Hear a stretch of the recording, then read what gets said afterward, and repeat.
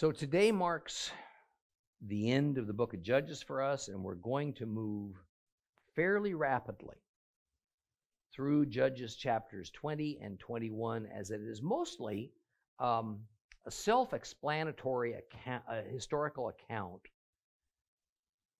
of perhaps the worst atrocity committed by Hebrews that's recorded in the Bible. I mean, our next, the next study, if you're going to go in order that you ought to read, is the book of Ruth, because the book of Ruth comes immediately after the period of Judges. Now, last week we studied the gut-wrenching story of a Levite man and his unnamed concubine who live in the hill country of Ephraim. And the time frame is perhaps 20 years more or less after Joshua died. The couple got into some type of a serious argument that led to the woman leaving her husband, going home to her father that lived in Bethlehem.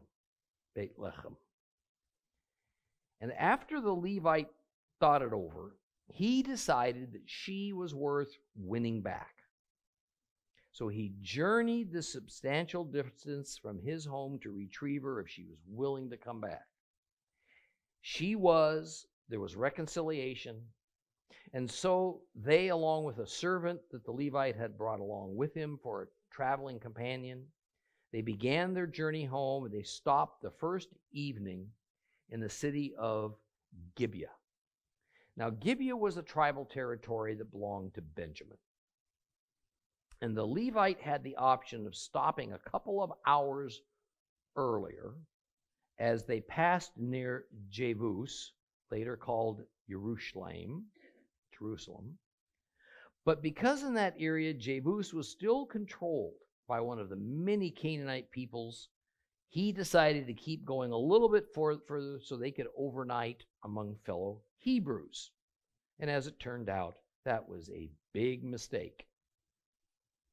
After arriving at the city of Gibeah, and no Benjamite would offer the customary hospitality that was actually a sacred duty of the residents more than it was a nicety, by refusing to offer hospitality, an old man that was sojourning for a little while in Gibeah noticed this threesome. So he offered him his home as a safe place for them to stay. No sooner had they gone inside did a crowd of worthless men gather and demand that this old man send out his house guest, a Levite man, so they could have homosexual sex with him. The old man was in an impossible position, as he didn't have the means to defend himself or his hosts from these men, as he was duty-bound to do, according to Middle Eastern custom. So, in an eerie reminder of Lot and the city of Sodom, he offered to send out his own unmarried daughter as well as the Levite's concubine for them to have their way with. And while the old man and the Levite huddled inside that man's home in fear, all night long the Benjamite men of Gibeah raped and otherwise tortured the concubine until later, when they were through with her, she crawled back and died outside the old man's doorway. The Levite packed her body onto one of 2 donkeys he had brought with him from the hills of Ephraim and took her back to his home in Ephraim. But rather than giving her an honorable burial, in his outrage and anger, he shamefully cut her body up into 12 pieces and sent 1 piece to each of the 12 tribes as a message to ask Israel what they intended to do about such a horror that has happened to this woman and to him. And at the crux of it all was, what would Israel do about a brethren tribe Benjamin, which has brought disgrace upon the entire Israelite nation and has just spiraled out of control? The answer wasn't long in coming. That is what we're about to read now. To best understand the response of Israel and what was going to happen next, we're going to read all of chapters 20 and 21 consecutively without stopping. So, open up your Bibles to Judges chapter 20. If you have a complete Jewish Bible, it's page 294. 294. Judges chapter 20, we're going to read all of chapter 20, and we're going to go right into chapter 21, right to the end of this book. All the people of Israel came out, from Dan to Beersheba, including Gilead. The community assembled with one accord before Adonai at Mizpah. The leaders of all the tribes of Israel presented themselves in the assembly of the people of God, 400,000 foot soldiers armed with swords. Now the people of Benjamin heard that the people of Israel had gone up to Mizpah, and the people of Israel said, "Tell us, how was this crime committed?" The Levite, the husband of the murdered woman, answered, "I came to Gibeah, which belongs to Benjamin, I and my concubine, to stay the night. And the men in Gibeah attacked me and surrounded the house I was staying in at night. They wanted to kill me, but instead they raped my concubine to death.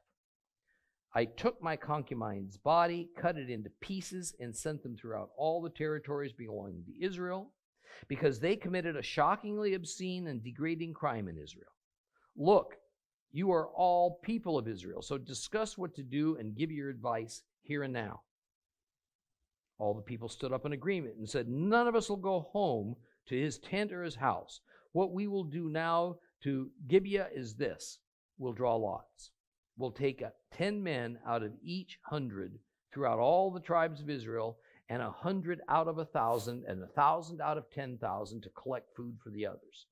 And when they come to Gibeah of Benjamin, they will avenge the crime that was committed."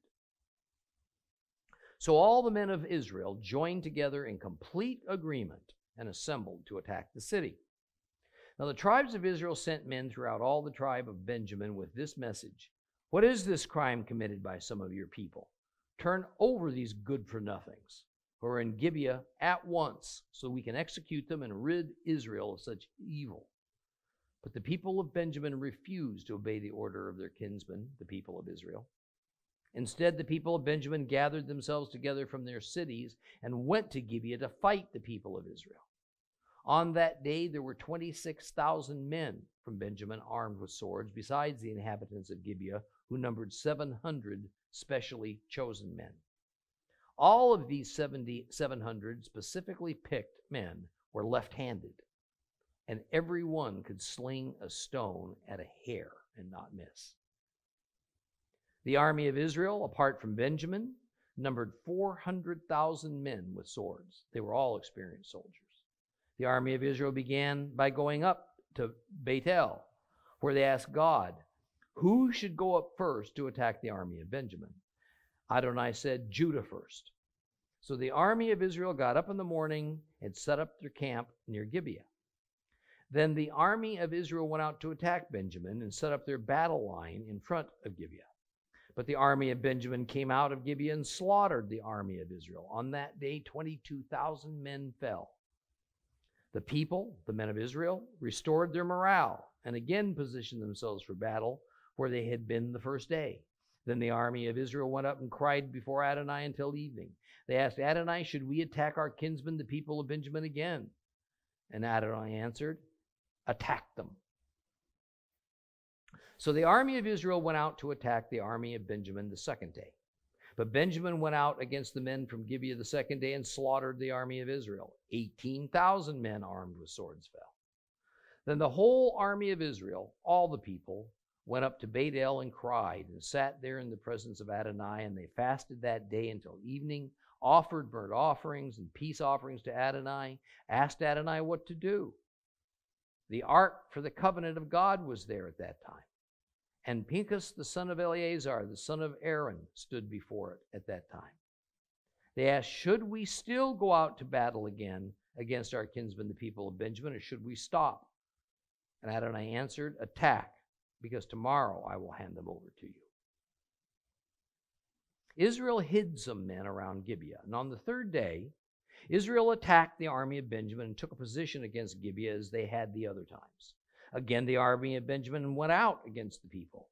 Lured away from the city, they began attacking and killing some of the people as they had the other times.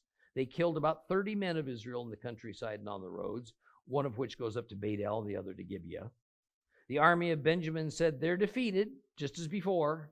But the army of Israel said, "Let's run off and draw them away from the city onto the roads." All the men of Israel left their places and took up a battle position at Baal Tamar, while the other Israel men burst out of their hiding places at Mareh Geba. 10,000 men chosen out of all of Israel came over to attack Gibeah, and the combat was intense. But the army of Benjamin didn't know that they were about to be defeated.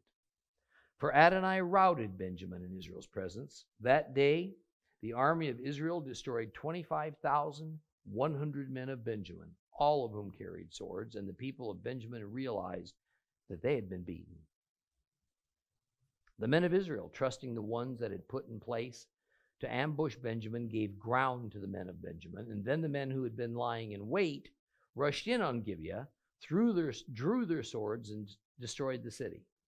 The army of Israel and the ambushers had agreed that as a signal, they would make a huge cloud of smoke rise from the city, at which time the men of Israel would turn back. When this happened, Benjamin began to attack. They killed about 30 of Israel's men and said, "Clearly, we're defeating them again as in the first battle." But when the smoke signal began rising from the city, the men of Benjamin looked behind them and saw the whole city going up to the sky in smoke. Then as the men of Israel reversed direction, those of Benjamin were overcome with terror, and when they saw that disaster had come upon them, they turned their backs on the men of Israel, and they made for the road to the desert. But the battle followed them, and those who came out of the city destroyed them from the rear. They surrounded the men of Benjamin. They chased them, and they trampled them down across from Gibeah on the east. 18,000 men of Benjamin fell, all of them experienced soldiers. They turned. They fled towards the desert to the rock of Rimmon. 5,000 of them were killed on the roads. They followed them to Gidom. They killed another 2,000. Thus the total number from Benjamin who fell that day was 25,000 experienced sword-bearing soldiers. But 600 turned. They fled towards the desert to the rock of Rimmon, and they lived there for 4 months. The men of Israel turned back on the people of Benjamin and killed them with the sword, the entire city, the cattle, everything they found. Moreover, they set on fire all the cities they conquered. 21. The men of Israel had sworn in Mitzpah that none of them would let his daughter marry a man from Benjamin. The people came to Beth-el and stayed there before God till evening, crying out and weeping, and they said, God Adonai, why has this come about in Israel? Why should there be today in Israel one tribe missing? The next day the people got up early. They built an altar, offered burnt offerings and peace offerings, and the people of Israel asked, "Who among the tribes of Israel did not come up to assemble before Adonai?" For they had made a great oath to put to death whoever didn't come up to Adonai at Mitzpah. The people of Israel became sorry for Benjamin, their brother. And they said, "Today one tribe has been cut off from Israel. How are we going to obtain wives for those who remain alive, since we've sworn by Adonai that we won't let our daughters marry them?" Then they asked, who from the tribes of Israel had not come up to Adonai at Mitzpah, and found that none had come from Yavesh Gilead to the camp where the assembly was, since when the people were counted, none of the inhabitants of Yavesh Gilead were found there.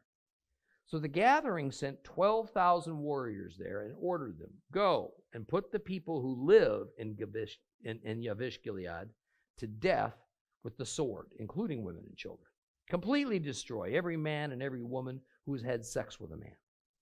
Among the inhabitants of Yavesh Gilead, they found 400 young virgins who had not known a man by lying with him, and they brought them to the camp of Shiloh, which is in the land of Canaan.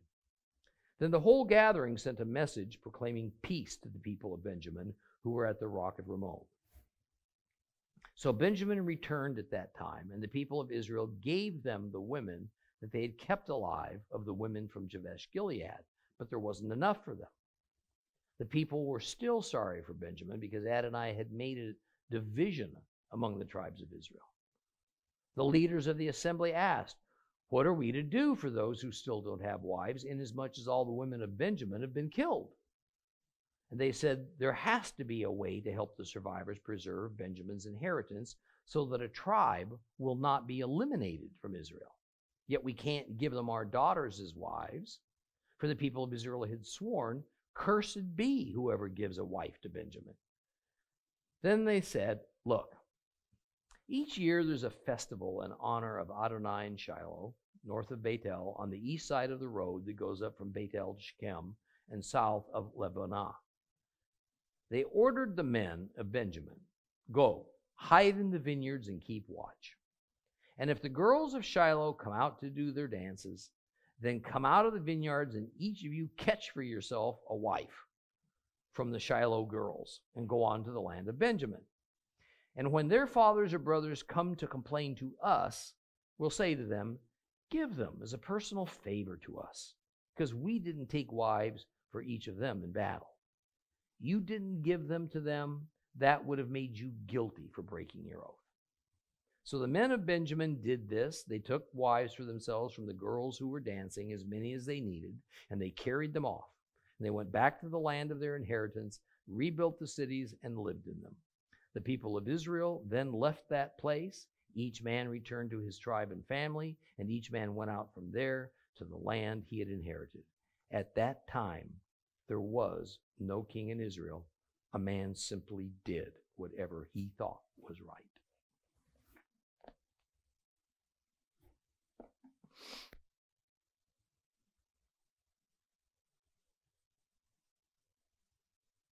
Verse 1 says that all the people of Israel answered the call to do something about the murder of the Levite's concubine by some wicked Benjamites. It also makes the point that despite the tension that existed between the 2.5 tribes of Israel who had elected to make their homes east of the Jordan River and the 9.5 tribes who had entered the promised land with Joshua and settled there just as they were supposed to do, the warriors from Gilead also responded to the call. Now, Gilead was technically a specific area occupied by the tribes of Gad and Manasseh in the Transjordan, but it was also used as a general term at times to refer to all members from those 2.5 tribes. The writer, better the editor, of the book of Judges uses the term from Dan to Beersheba to mean all of Israel. This makes the subtle point that this narrative was written after the tribe of Dan had migrated to the north of Israel and conquered the city of Laish.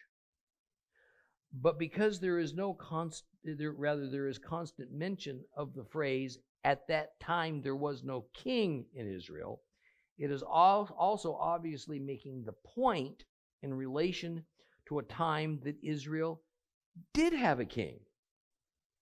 So this was very likely written during the era of the kings, Saul, David, or Solomon. I want to reiterate that it was Hebrews from the tribe of Benjamin who wanted to homosexually gang rape the Levite man, but then accepted his concubine to somewhat assuage their perverted sexual appetites. And they were not satisfied until they killed her in the process. But I find it equally appalling that the Levite man's response to all this, which was to butcher virtually and desecrate his concubine's corpse, was apparently considered justifiable, when in fact the Levite ought to have been prosecuted for such a ghoulish dismembering of her. But such was the condition of Israel at that time. And generally throughout the period of the Judges it was that way, and there's no hint of an objection to his actions. Verse 2 explains that 11 of the tribes gathered at Mitzpah. This was considered a holy convocation to engage in a kind of holy war, even though we can't really give it a holy war status. So the Hebrew words used to describe it are kahal ha'edah, which means the congregation of the people. And this phrase is generally reserved for a gathering of the people of Israel to worship God. Now, 400,000 armed men showed up. This is further proof of the early date of this event, even though it was not written about until maybe 300 years later. Because Israel still had a sense of unity about it. And this was a holdover from the days of Joshua. Now, as you've already learned from reading about the Shoftim, the judges of Israel, during their day, beginning with Othniel, Israel was very divided, and each tribe generally cared only for themselves. The tribal prince, the chief of Benjamin, had no doubt also received a portion of this concubine's body, in expectation that he and his tribe would want to join their brethren in punishing those men of Gibeah as just an outlaw group. But the leadership of Benjamin chose to harbor the murderers instead of siding with Israel. So of course they knew what was going on. The other tribes they knew were gathering for war. Once everyone was gathered at Mitzpah, the tribal elders of Israel asked the aggrieved Levite man to tell his story to them as a group so they could all hear it and have the same information. Not surprisingly, he lied. The Levite man told them the men of Gibeah wanted to kill him, and that was not the case at all. So things started off on pretty bad footing. Now, verse 8 is essentially the making of an oath before God by the 11 tribes. And it was that they would not return to their homes without taking proper retribution against Benjamin.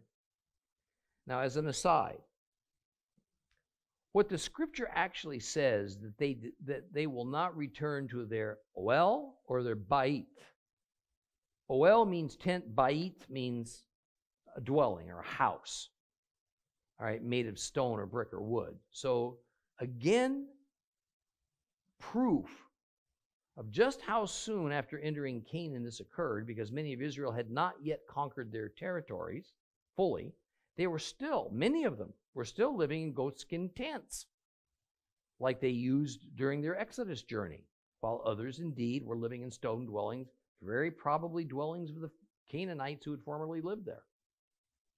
Now, apparently, a protracted battle with Benjamin was anticipated because the first thing the leaders of the 11 tribes did was to agree to assign 10% of their men, their army, the task of establishing a supply line to those who were going to do the fighting.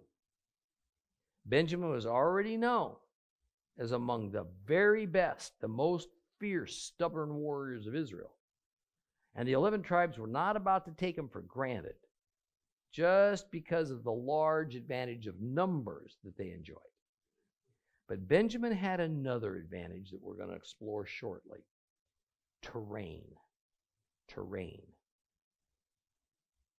Now, without doubt, this grand meeting at Mitzpah was but a formality, as they would never have mustered their armies and marched them there if it was only to have a discussion and go home.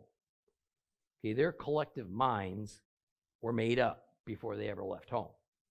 But since the goal was to punish the guilty, well, then the next thing that happened was that runners were sent to various of the clan leaders of Benjamin with a message to hand over those men of Gibeah for proper justice, execution in this case.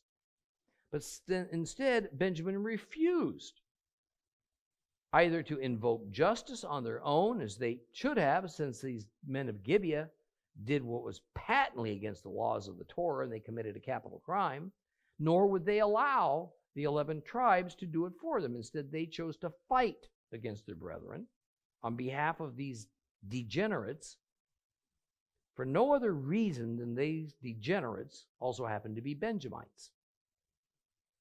So here we see another side to tribalism. And a little later on in this story, yet another decision is going to be made to illustrate that ancient tribal mindset. It is that above all, above everything, tribes remain loyal to themselves, and they do not easily accept outside interference, even from a brother tribe. And although tribes, they're always, by the way, divided up into clans, would regularly have blood feuds going on amongst themselves, God forbid an outsider would want to inject their influence into the matter. Just watch the evening news about all the goings on in Afghanistan and Pakistan, and Iraq and Jordan, Syria, other places in the Orient where tribalism still rules, and you're going to see this exact pattern dominating to this very day. It is nigh unto impossible, I think, for Westerners to wrap our minds around this foundational, cultural aspect of the Middle East. But we can learn about it simply by proper study of the Bible, because it was the same then as it is now. Understand. It is Islam's intent to return the entire globe to tribal governance. So if you still think it's wise to consider peace through appeasement with Islam, you might want to realize the end result of this first. Benjamin gathered their fighting men together for war. 26,000 of them. Now remember, a fighting man was generally regarded to be somebody from around 20 years of age to around 50. Those younger and older men of Benjamin were not counted among the 26,000. So verse 14 begins with unfortunately, a poor translation on our complete Jewish Bibles. It says that there the people of Benjamin gathered and went to Gibeah to fight. What it says in Hebrew is that the Ben, B-E-N, of Benjamin gathered and went to Gibeah to fight. In this passage, just before, it also alludes to the Ben, B-E-N, of Israel. See, the thing is that while it certainly makes sense just the way it is, this is actually just an expression used in this context, saying the children of Benjamin didn't mean all the people of Benjamin, nor did it merely mean sons, nor certainly did it mean non-adults. Rather, the idea is that these are the representatives of Benjamin, or earlier representatives of Israel. They didn't constitute all. In fact, it is an endearing saying, meaning that they're doing a service on behalf of their tribe or their nation. Now, in addition to the 26,000 fighters of Benjamin, were 700 Benjamite men of the city of Gibeah, many of who would have been the criminals who killed that concubine, by the way. They gave him a combined total of 26,700 soldiers. The additional reference to the 700 left-handed stone slingers were only a special group of Benjamites within that 26,700, and this is not a small thing. Those 700 stone slingers were deadly accurate, and the stronger men could sling stones that weighed up to a pound at 90 miles an hour.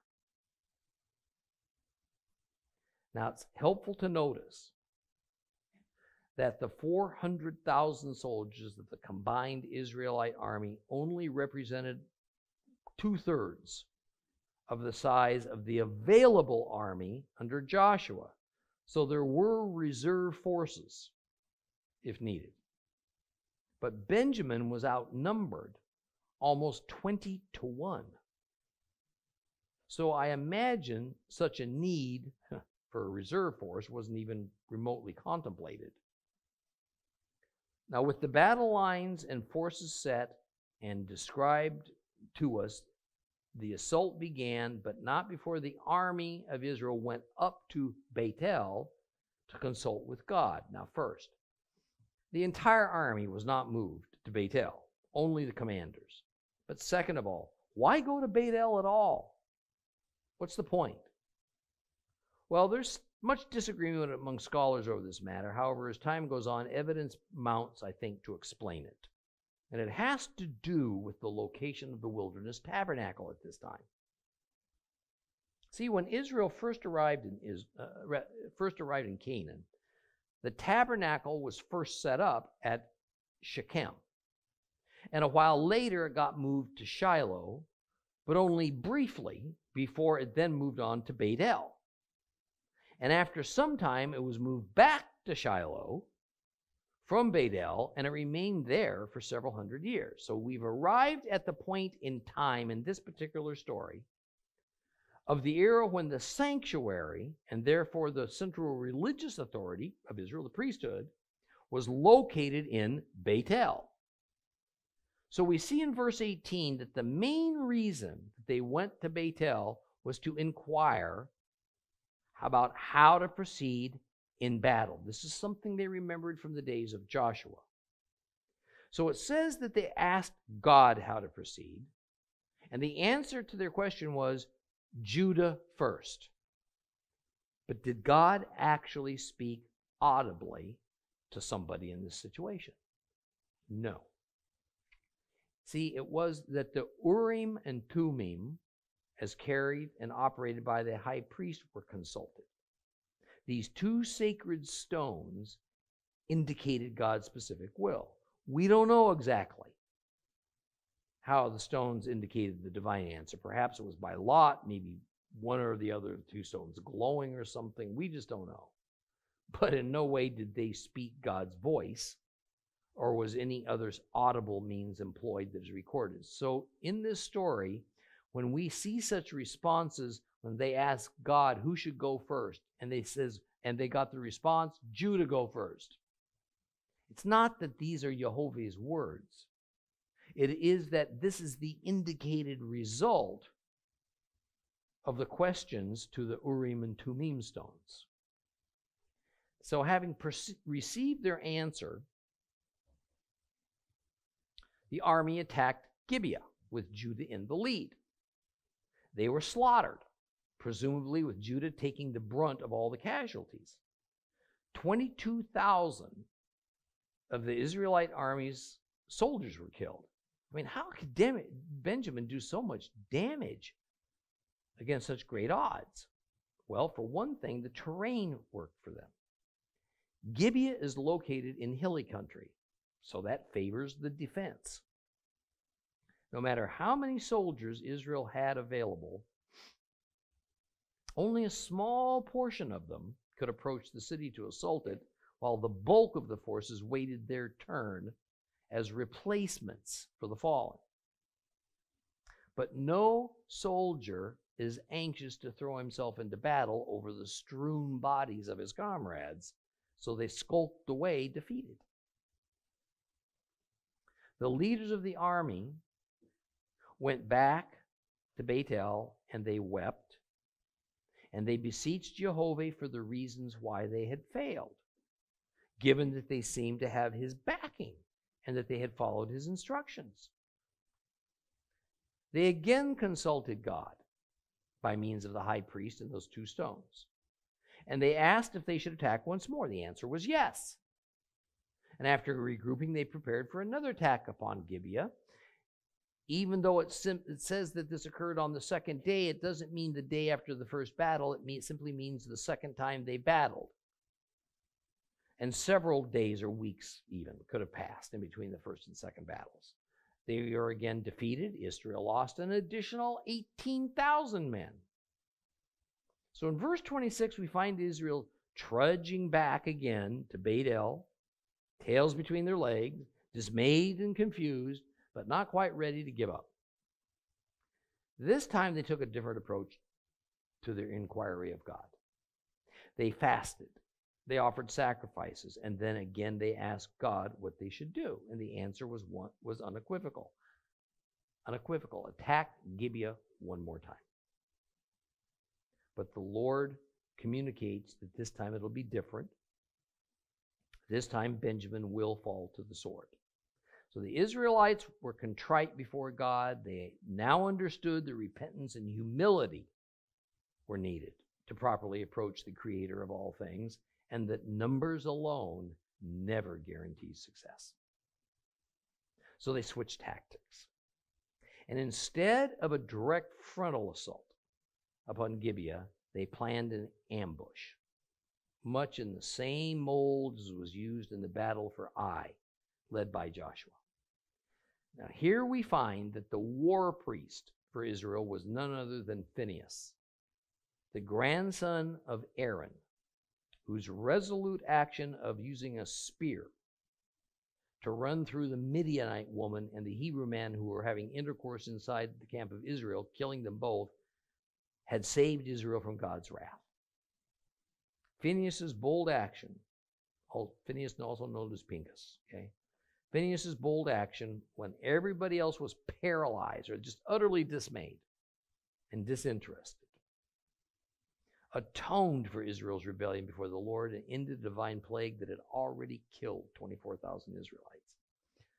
This Phinehas is one of the more unrecognized, I think, Old Testament Bible heroes.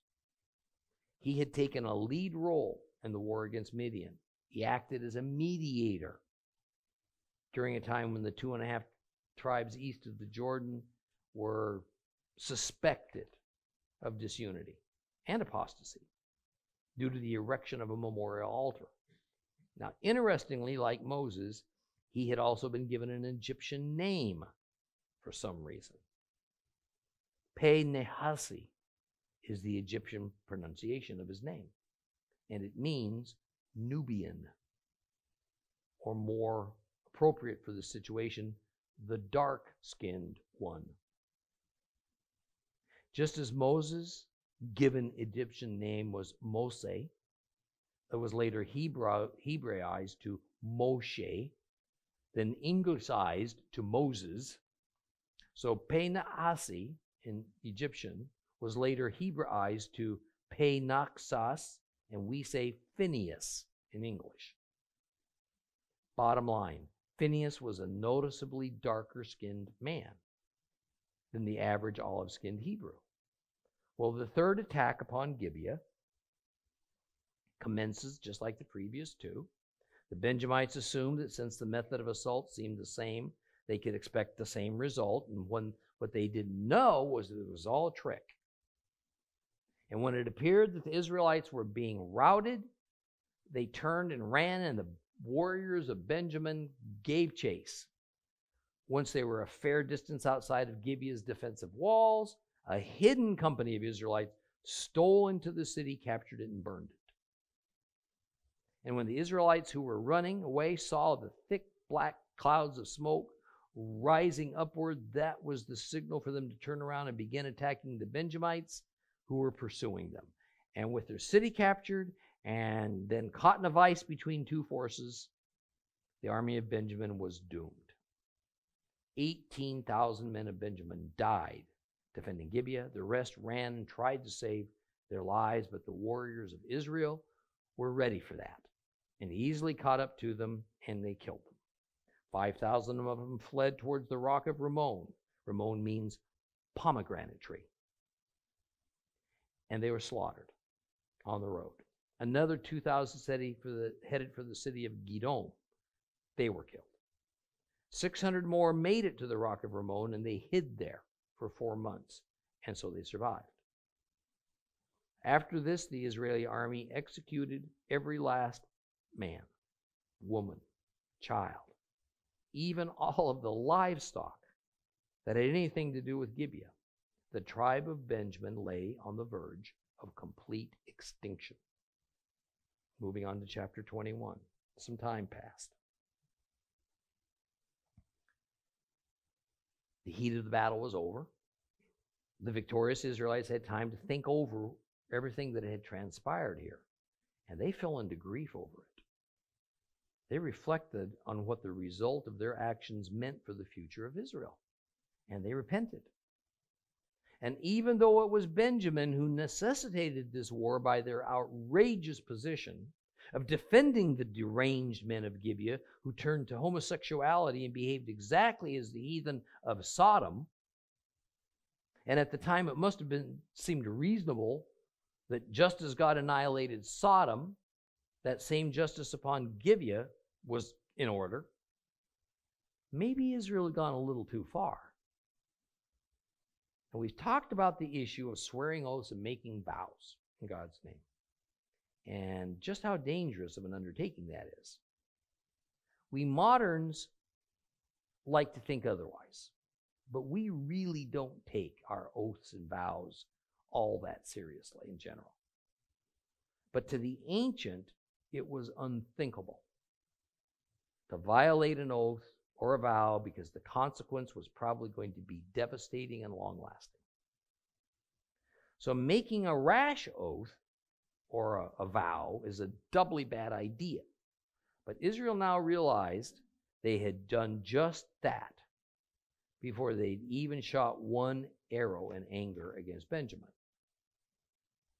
And as the Israelite force of 400,000 soldiers gathered in Mizpah in war council before heading towards Gibeah, they had made a vow. Sounded pretty good, but now it faced them with a terrible dilemma. The vow was that no one from any of the 11-tribe coalition would allow their daughter to marry a Benjamite. The problem was a mere 600 men remained out of the entire tribe of Benjamin. And with no women to bear children for them, the line of Benjamin would end. And as bad as this sounds to us, it was horrific to the mind of an ancient Hebrew, that one of Jacob's sons would lose his place among the family of Hebrews was just too awful to contemplate. See, in tribal society, it's one thing for interrelated tribes to war and kill amongst themselves in order to punish or achieve dominance, but it's quite another to kill off an entire bloodline, and this was usually avoided at all costs. Well, when the victorious Israelites realized that the utter demise of Benjamin was a very real probability now, they went before God, again back up, they went to Beit El, to the tabernacle, and they wept and they asked for forgiveness, as well as trying to understand why God would even allow such a thing to happen. They offered sacrifices of repentance to Jehovah. They sought a solution. And they absolutely, however, could not break their vow. A vow of refusing to give to Benjamin their daughters for marriage and childbearing. So how do they keep Benjamin from extinction? Verse 7 sums up the problem very well. How are we going to obtain wives for those who remain alive, those Benjamite men who remain alive, very few, since we've sworn by Adonai we won't let our daughters marry them? They find an answer to the problem in a very convoluted, unexpected way. And it starts with Israel's search to find out if any clan of Hebrews had failed to show up to contribute to the war effort. And it turns out that the people of the city of Jabesh Gilead, meaning the people who lived in the city of Jabesh and the territory of Gilead, which is east of the Jordan, had not answered the call. Understand, this was in violation of a much earlier and perhaps more fundamental oath, and that oath was that all Israel was united under God and under the laws of Moses, and so they were duty-bound to act together as one in a crisis. Jabesh was seen as traitors to God and to Israel. And not only that, at the time of the war council in Mizpah, an oath was sworn that the punishment For whoever did not participate in the war against Benjamin, they were to be killed. So a strike force of 12,000 from Israel was sent across the Jordan to take vengeance. Everyone was to die, except for girls of childbearing age, but who were still virgins. These girls were to be captured and brought back to Shiloh. Turns out there were about 400 of them. So a plan was forming to kill two birds with one stone, so to speak. First was to execute those people of Jabesh in order to satisfy the vow of killing everybody who refused to participate in the war. But second was to find wives for the remaining 600 men of Benjamin. Those virgin girls of Jabesh would provide a good start to remedy this problem. So we're going to back up just a bit.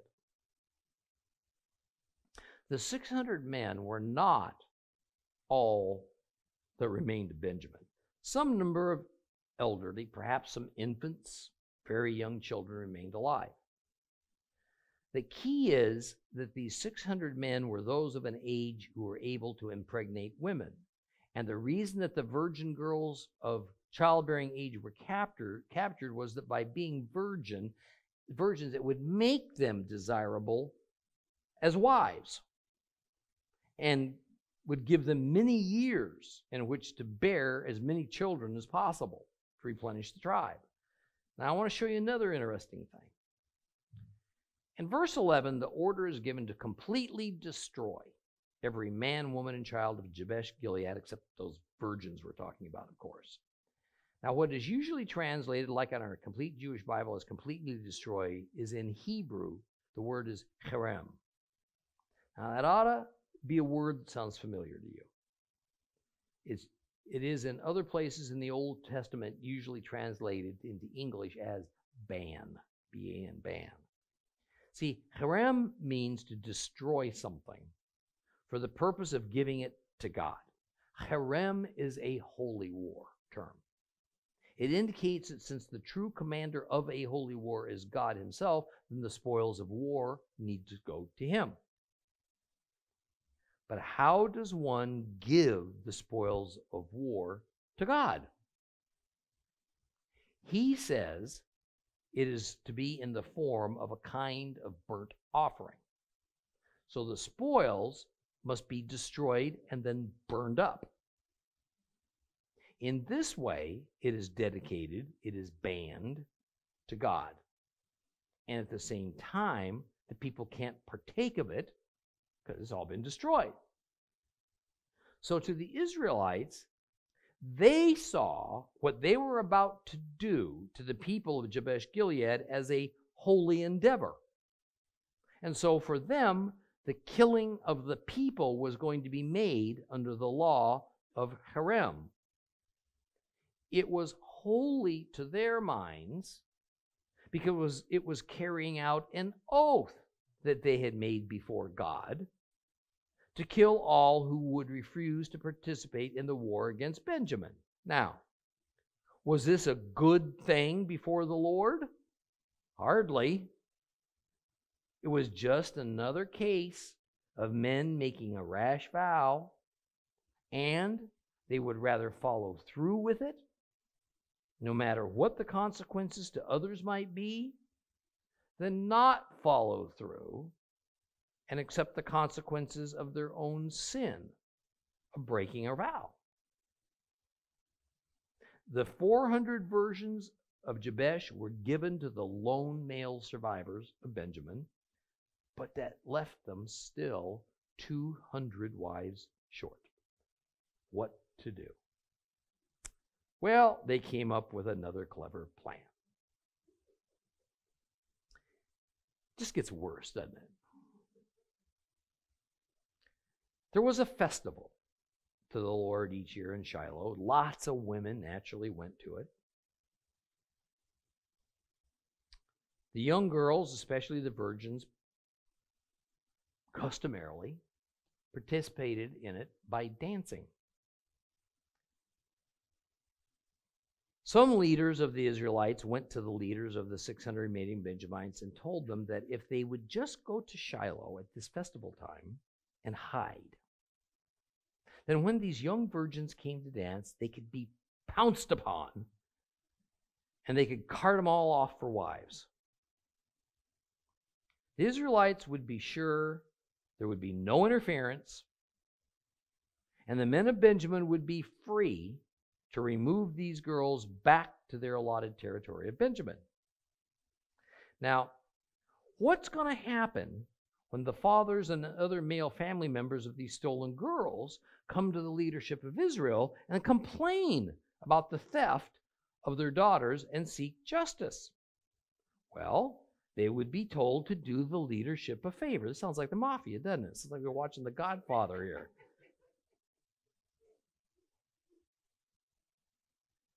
And they were asked, just don't react. Don't do anything. Just let it be. Because you know what? It's all the best for Israel. Besides, they wouldn't be breaking their vow to God to not give Benjamin any daughter of Israel because their girls weren't given. They were kidnapped. So it's not their fault. This is brilliant.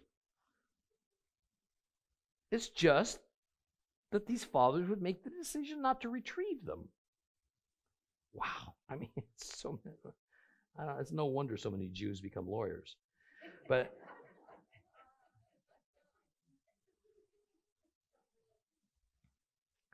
I want to point out something, though, that might go unnoticed, but it's important.